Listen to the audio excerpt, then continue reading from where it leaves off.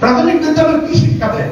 আমাদের কাজটা আমরা প্রকৃতপক্ষে একটা শিশুকে স্বাক্ষর করে তুলি। স্বাক্ষর বলতে আমরা কি বুঝবো? দেখেন, স্বাক্ষর বানান দুইভাবে হয়, একটা স বফলা দিয়ে হয়, একটা শুধু স দিয়ে হয়। যখন বফলা দিয়ে হয় মানে স নিজ, নিজের অক্ষর, এর মানে সিগনেচার, দস্তখত। দস্ত মানে হাত, খত মানে চিহ্ন, দস্তখত।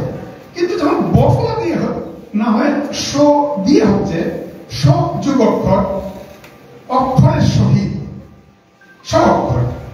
এর মানে সেটা হচ্ছে এই যে একটা বাচ্চাকে আপনি অক্ষর সম্পন্ন করলেন,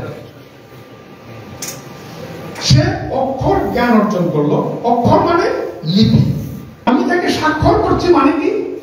তাকে লেখা পড়া শেখাচ্ছে। দেখেন, লেখা পড়া শেখাচ্ছে, লিখতে শেখাচ্ছি এবং লেখা পড়তে শেখাচ্ছি।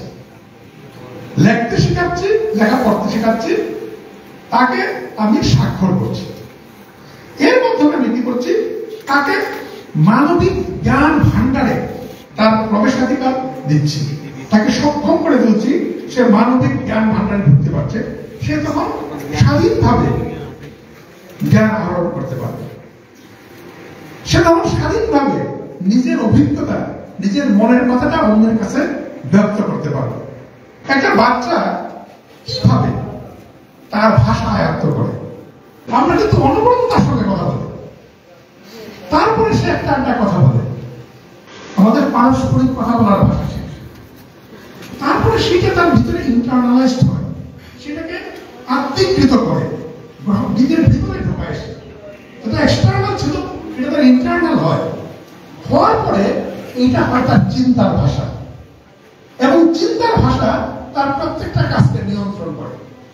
এটার প্রমাণ কি? দেখবেন, ছোট বাচ্চারা যখন কিছু করে মুখে বলে বলে করে। তারা যদি কিছুটা খেলাধুলা করে, সে মুখে বলে বলে কাজটা করে।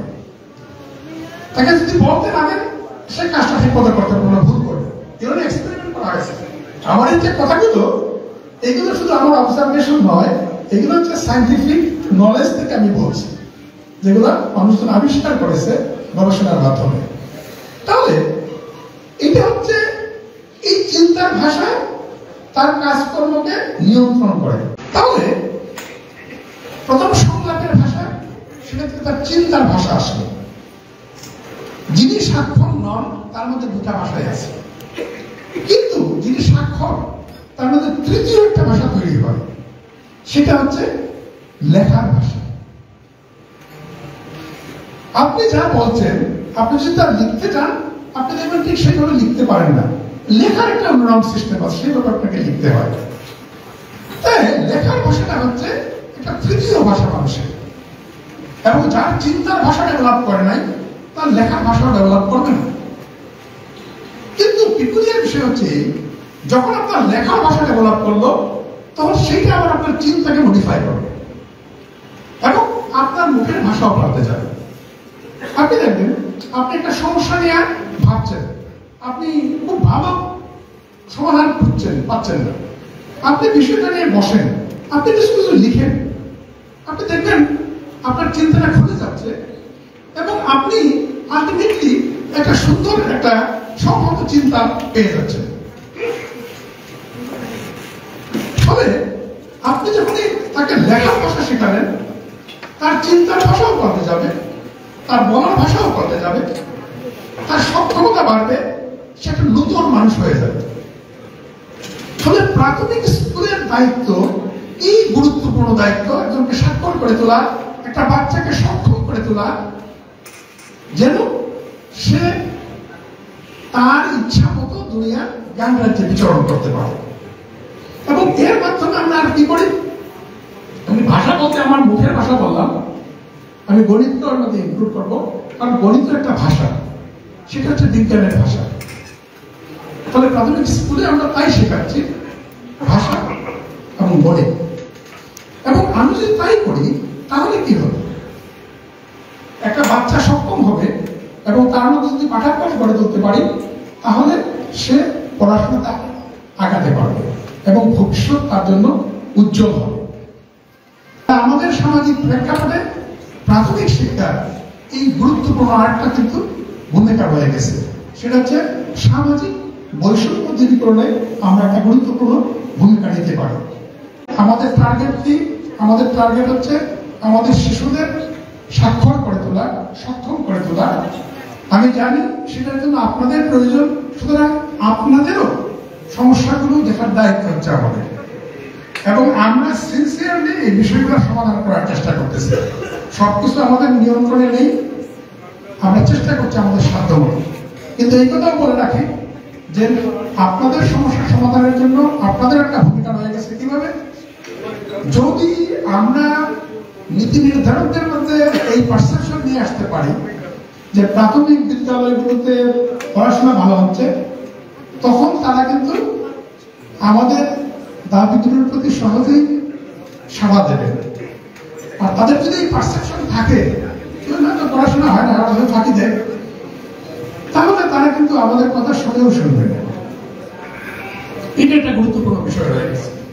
আপনি যদি বিবেচনা করেন আমি তো একটা জীবন যাপন করছি, এটি তো আমার জীবন, মানুষের জীবন তো একটাই।